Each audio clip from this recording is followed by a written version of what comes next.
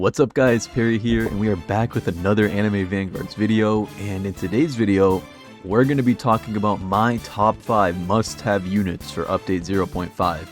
So, in this new update, we got a couple new units, some of which are really meta, in my opinion, some of which are they're alright. And in this video, I'm going to be talking about the 5 units that I think are most useful for this update, and probably for the coming updates as well. And without any further ado, let me just make some things clear. This list is in no particular order. All 5 of these units are good in their own right. And let's get started with our first unit, and that is Vegeta. Or Vegeta Super Awakened. This guy is currently the best mythic in the game without debate. Like, you can't really tell me this guy isn't the best mythic in the game. He has the best DPS. He is the most cost effective. He has multi-hit. He's super cheap to place in comparison to other mythics. This guy is just currently the best unit in the game in my opinion. Like, all in all, I think this guy's the best. You need this guy to solo the new boss event. You need this, well, you don't need him for the raids, but he's pretty good for the raids. You need this guy for boss events. He'll carry you through story. He'll carry you in Paragon. He is just one of the best, if not the best unit in the game right now. In my opinion, he's the best unit in the game. Some people would beg to differ, but he is insanely good. Reason for that, let's look at his passives. Number 1, Proud Warrior, SPA minus 20% if the only units in range include the name Vegeta. So as long as there are no other units within his range, he is going to give himself a free 20% SPA buff. That is equal to, let's go over here, that's equal to Blitz. So you're getting a free 1.85% trait just for placing your unit. That's one of his innate traits. His next passive is arguably just as good, Overwhelming Power, double damage when hitting an enemy, when hitting one enemy. So this just makes him an insanely good boss killer, as if he wasn't good enough. Even without that second passive, he would already be insanely good just because of how cost effective and how good he is, and the fact that he's multi-hit on all of his moves. That alone would have carried him into this list. The fact that he has a second passive that just makes him the best boss killer in the game, like, there's like really not much more to be said. Vegeta is a must-have unit for this update. I highly implore you guys to get him. He's not limited or anything, so you can take your time. And he is the middle mythic right now. So if you're watching this video at the time that I'm making this, which it'll probably be out by the time banner resets actually, but you get what I'm trying to say. Summon for this dude. Next up, we are going to be looking at Tangen. Tangen is my next unit that I think is an absolute must-have for this update. Reason for that is because, you know, he's the second full AoE unit in the game, and he's arguably better than Igris. In my opinion, he's just a more useful Igris. Why? Because Igris' damage is good, and he does do full AoE, and he does actually reach more damage than Tangen once you max him out and you have all of his passives procced, but he's really expensive. And I tried using Igris in the new boss event after they like buffed the health a little bit, and I just find myself struggling because of how expensive he is. But Tangen, don't get me wrong, he's also going to cost you a pretty penny to max out and get to full AoE, but it's nowhere near as much as Igris. Igris is going to cost a lot, like a lot more.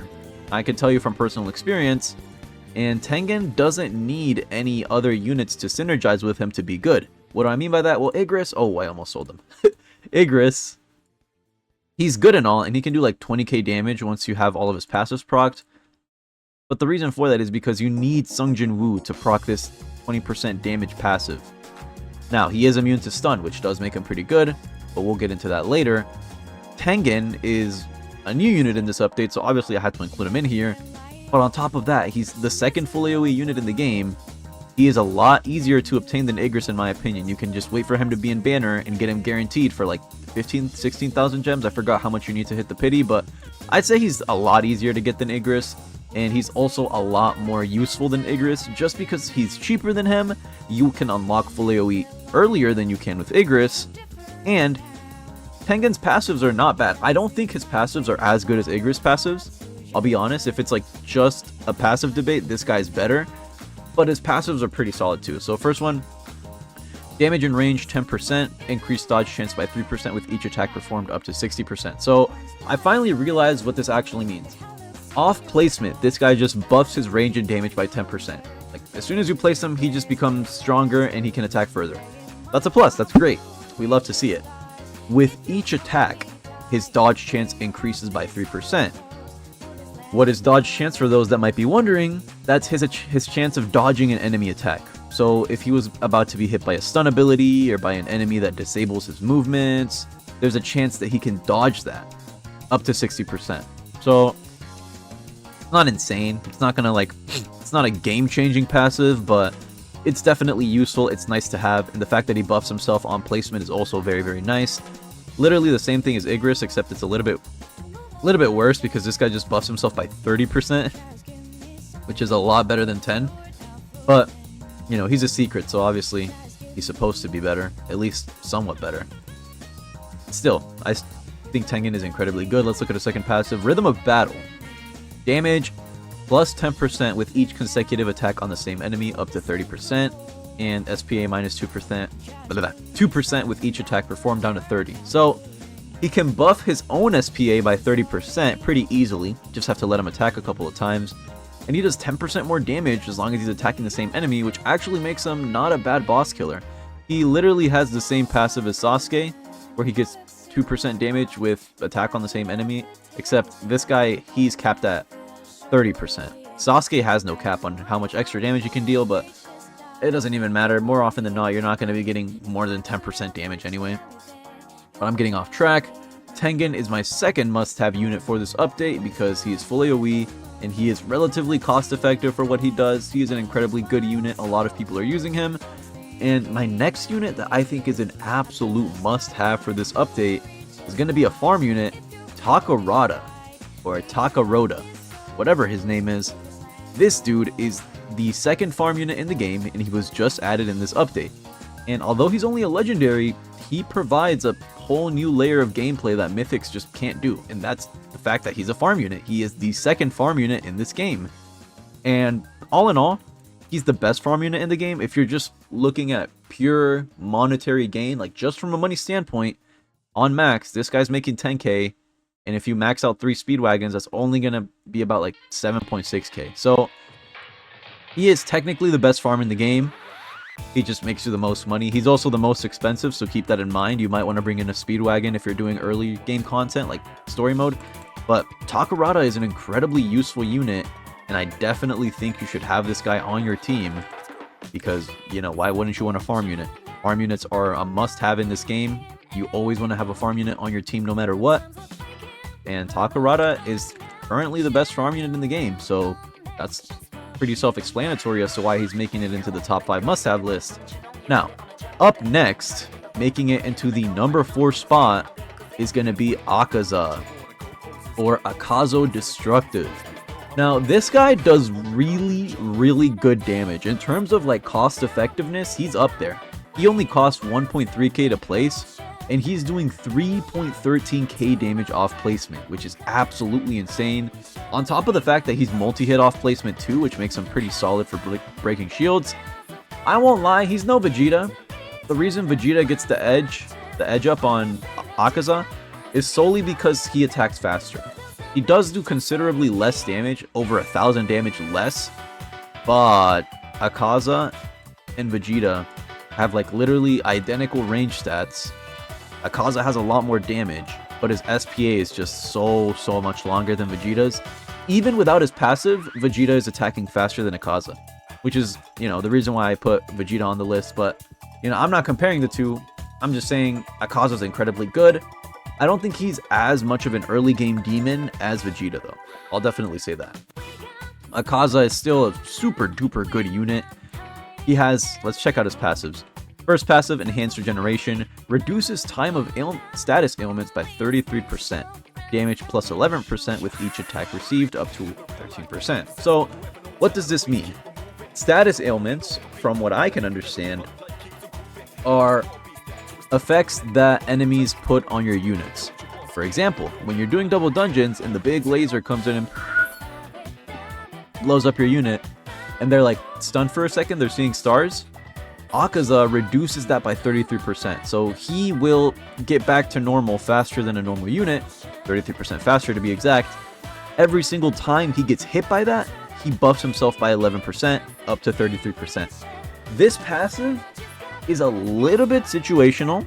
You're not going to be proccing this every single game, but it's good enough for me to warrant mentioning it just because it is a pretty good passive. On release, I thought it was bad, but after, learning a little bit more about it and putting it into use, a free 33% damage buff for literally doing nothing as long as your unit is getting stunned. And if you're doing harder content like the boss event or raids or Paragon, like, you're going to be getting stunned a bunch of times anyway, so he is going to be having that damage boost up and running literally every single time.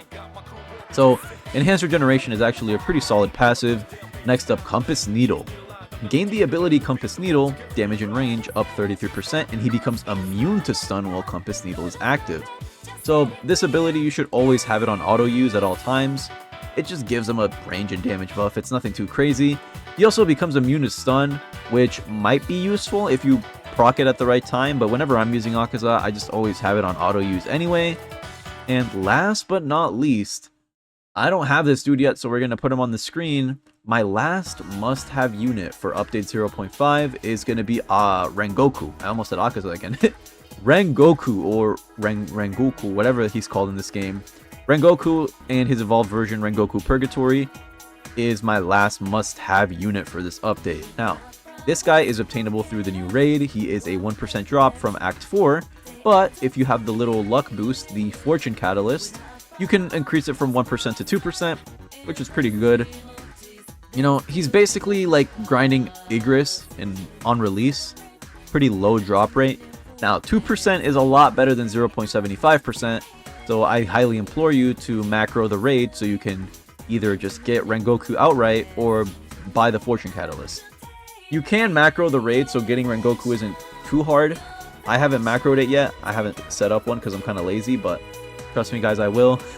And the reason that I think Rengoku is so good, number one, his passives are really, really nice. First passive, he inflicts burn damage. Second passive, something, increased attack. Third passive, his burn damage goes up to 50% of his damage, and he does more damage to enemies that are burning, which is actually really, really good. I believe his total DPS with his burn included is 19k, but it could be a lot more than that. I'm lowballing it right now. And something I think is worth mentioning, I was in the content creator chat in the Anime Vanguards Discord. One of the devs was talking about, Rengoku is a lot better than people lead him on to be, and that we haven't quite figured out his real hidden potential, his true strength. And to be honest, I think, he must have been smoking something that day, because Rengoku is not all that. But hey, maybe I'm wrong. Maybe this guy is secretly a demon. He's secretly goated. As of right now, maybe you can let me know in the comments. I don't think Rengoku has any insane synergies or, crazy combos that you can do to make his damage input increase exponentially. But I could be wrong. Maybe there is some hidden tech that we just don't realize with Rengoku that makes him incredibly good.